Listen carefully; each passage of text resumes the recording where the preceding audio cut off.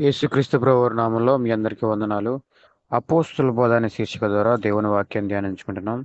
ఈనాటి వాక్య ధ్యానం కొరకు నిర్గమాకాండము 9వ అధ్యాయము మనం గనక చూసుకున్నట్టుగా గనక 9వ అధ్యాయం 16వ వచనంలో, నా బలమును నీకు చూపినట్లును భూలోకమందంతటా నా నామమును ప్రచురము చేయనట్లును ఇందుకే నేను నిన్ను నియమించితిని.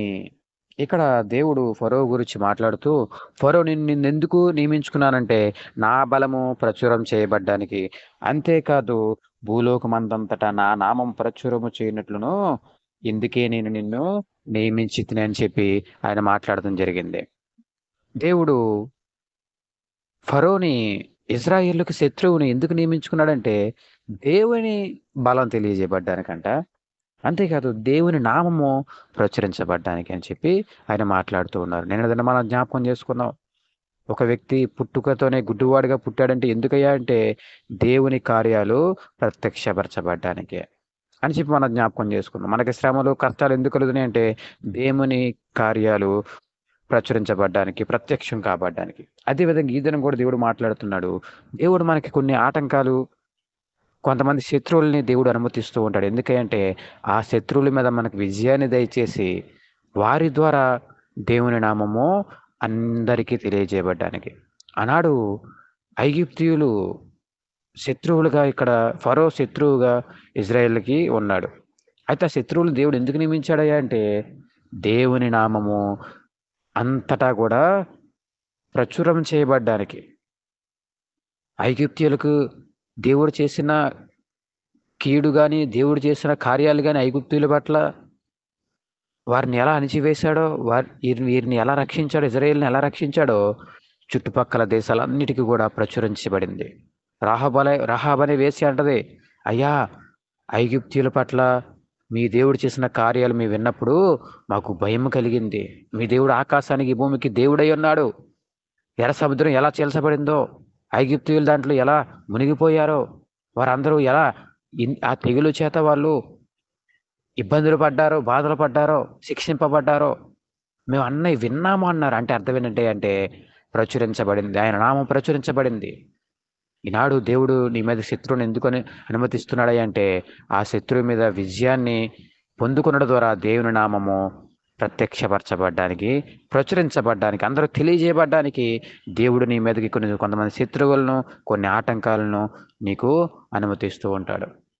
అయ్యో శత్రువులు నా మీదకి వస్తున్నారే, అయ్యో ఆటంకాలు వస్తున్నాయే, సమస్యలు వస్తున్నాయంటే దాని ద్వారా దేవుడి నామము మహిమపరచబడ్డానికి, ఆ శత్రువులను అణిచివేసి ఆటంకాలను తొలగించి దేవుని గొప్పతనము తెలియజేయబడ్డానికి, దేవుని బలము తెలియజేయబడ్డానికే కొంతమందిని దేవుడు నియమించుకున్నాడు, ఏర్పాటు చేసుకున్నాడు. దేవుడు నెబుకద్నెజరుని నియమించుకున్నాడు. ఎందుకంటే ఇజ్రాయేల్ని శిక్షించడానికి. దేవునికి కోపం వస్తే ఏ విధంగా ఉంటుందో, దేవుని బిడ్డలు తప్పు చేస్తే ఏ విధమైన శిక్ష ఉంటుందో తెలియజేయబడ్డానికి నెబుకద్నెజరు నియమించుకున్నాడు. నెబుకద్నెజరు చేత వారిని శిక్షించాడు. తర్వాత మరలా ఇజ్రాయేల్ని విడిపించాడు. నెబుకద్నెజరు గురించి ఇప్పుడు ఇంతలా మనం మాట్లాడుకుంటున్నాం, ఫరో గురించి ఇంతలా మాట్లాడుకుంటున్నాం, బైబిల్ గ్రంథంలో కొంతమంది వ్యక్తుల గురించి మనము మాట్లాడుకుంటున్నాం. ప్రచురించబడింది.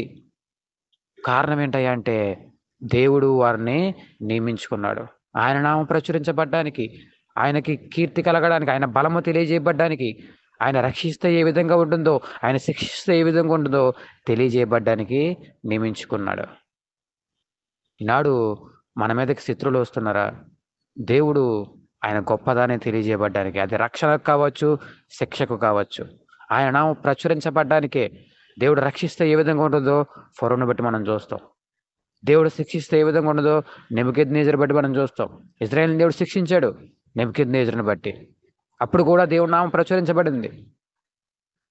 దేవుడి బిడ్డలు తప్పు చేస్తే ఏ విధంగా ఉంటుందో ఆయన తెలియజేశాడు. కాబట్టి దేవుని బిడ్డలారా, ఈనాడు ఒక వ్యక్తిని దేవుడు ఏర్పాటు చేసుకున్నాడంటే ఆయన చిత్తం ఉంటుంది. దేవుడు ఒక బిడ్డని నియమించుకున్నాడంటే ఆయన ఏర్పాటు ఉంటుంది.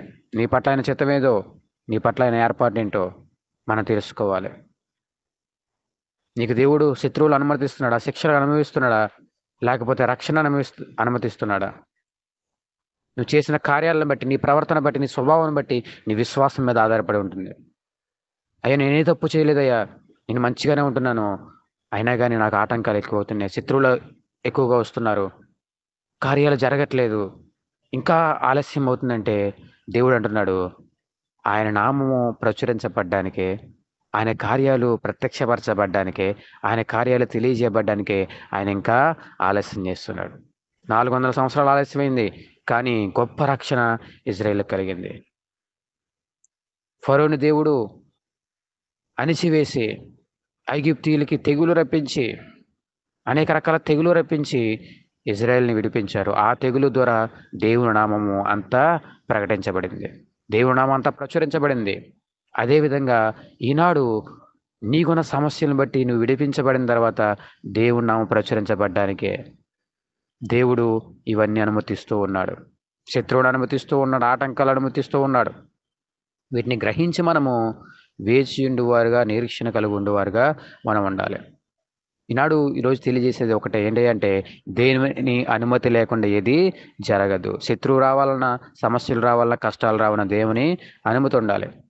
ఆ అనుమతి ఎందుకు ఇస్తాడే అంటే, ఒకటి నీకు శిక్ష కావచ్చు, లేదా నీకు రక్షణ కావచ్చు, నీకు పరీక్ష కావచ్చు. వాటికి దేవుడు వారిని అనుమతిస్తాడు, వాటికి దేవుడు వారిని నియమించుకుంటాడు. ఫరోని నియమించుకున్నాడు దేవుని నామం ప్రచురించబడ్డానికి. నెబుకద్నెజరు నియమించుకున్నాడు దేవుడు దేవుని బలమేంటో, శక్తి ఏంటో తెలియజేయబడ్డానికి. కాబట్టి నీ మీద శత్రువులు వస్తున్నారా, దేవుని నామము ప్రచురించబడుతుంది, దేవుని గొప్పతనం తెలియబడుతుంది, దేవుని బలము తెలియబడుతుంది. అప్పటి వరకు మనం వేచి ఉండి దేవుని యొక్క కార్యాలు మనము చూద్దుముగాక. దయగల మా తండ్రి, ప్రేమగల మా ప్రభువా, ఈ వాక్య భాగం వింటున్న ప్రతి ఒక్కరి పట్ల ప్రభు మీరు కార్యాలు జరిగించండి నాయన. అయ్యా, వస్తున్న శత్రువుల్ని అంతమొందించండి, ఆటంకాన్ని తొలగించండి. ఫరోని ఏ విధంగా అయితే, ఐగుప్తుని ఏ విధంగా అయితే ప్రభు అణిచివేశారో, అయ్యా ప్రభువాన్ని శిక్షించారో ప్రభు, వీరు ఇజ్రాయేల్ రక్షించారో ప్రభు, మా బిడ్డలను రక్షించండి. వాక్యం వింటున్న ప్రతి ఒక్కరిని దీవించి ఆశీర్వదించండి ప్రభు. కుటుంబాల సమాధానం, సంతోషం, నెమ్మది దయచేసి ప్రభు బిడ్డలను దీవించి ఆశీర్వదించమని కోరుకునిచు ఈ చిన్న ప్రార్థన యేసు నామములో అడుగుచున్నాం మా పరమ తండ్రి, ఆమేన్.